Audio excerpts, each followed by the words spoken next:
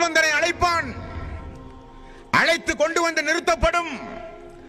கேட்பான் அல்லாஹு தஆலா, நான் நோயோடு ஒரு நாள் வந்தேனே, ஒரு நாள் நான் உணவு கேட்டு வந்தேனே, ஒரு நாள் நான் தண்ணீர் கேட்டு வந்தேனே தாகத்தோடு இருக்கிற பொழுது, ஏன் எனக்கு நீ நோய் ஏற்பட்டு வந்த எனக்கு ஆறுதலாக ஒரு வார்த்தை கூட என்னை சொல்லவில்லை?